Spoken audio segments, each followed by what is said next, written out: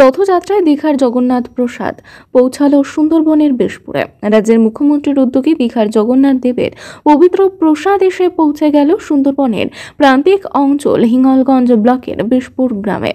রথযাত্রার এই পুণ্যতিথিতে প্রসাদ পৌঁছানোর খবর ছড়িয়ে পড়তে এলাকার মানুষ ভিড় করেন।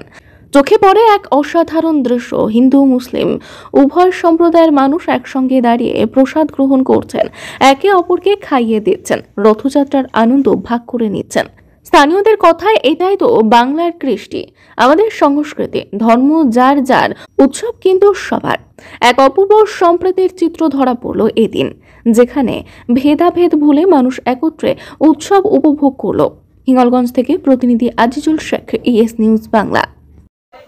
আমরা প্রকৃত সুন্দরবন এলাকার মানুষ। আমরা জগন্নাথ মন্দিরে আমরা যেতে পারি না, তো জগন্নাথ দেবের প্রসাদ পেয়ে আমরা খুবই আনন্দিত বা খুশি। আপনার নাম? কল্পনা মণ্ডল। আমরা প্রত্যন্ত সুন্দরবন এলাকার মানুষ। আমরা দীঘা পুরী যেতে পারি না, এখানে আমরা জগন্নাথ দেবের প্রসাদ পেয়ে খুবই সন্তুষ্ট, খুবই খুশি। বিজয়া পাত্র। আমরা সুন্দরবন এলাকায় বাস করি।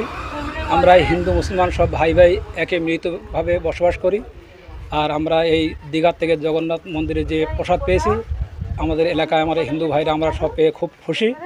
আর আমাদের মধ্যে ঐক্যবদ্ধভাবে আমরা এখানে বসবাস করি। আমাদের কোনো বেশপুর পঞ্চায়েত তরফ থেকে আমরা ঐক্যবদ্ধ হয়ে আমরা এখানে বসবাস করি, কোনো রকম সমস্যা নেই। ঈদ পার্বণে যেরকম আমাদের হিন্দু ভাইরা আমাদের ঈদ পার্বণে গিয়ে একই সম্মিলিত হয়ে খুশি মানায়, আমরাও পুজো পার্বণ হলে আমরাও সেখানে মিলমিশে সেখানে বসবাস করি একই জায়গায়। আমি খুব খুশি আর কি। আমাদের এখানে হিন্দু ভাই আমরা সবাই খুব খুশি, আনন্দিত। আমার নাম মোহাম্মদ আইয়ুব আলী শেখ। সুন্দরবনের মানুষ আমরা। সুন্দরবনের মানুষ হিন্দু মুসলমানের মধ্যে একটা সম্প্রীতির মধ্যে বসবাস করে। যেমন মুসলমানরা হিন্দুদের উৎসবে যেমন উপস্থিত হয়, আমরাও হিন্দুরা তাদের ঈদ মোবারক বিভিন্ন রকম অনুষ্ঠানে আমরাও কিন্তু সম্প্রীতির মধ্য দিয়ে সেই অনুষ্ঠানেও আমরা উপস্থিত হই এবং ভ্রাতৃত্ব বন্ধন রেখে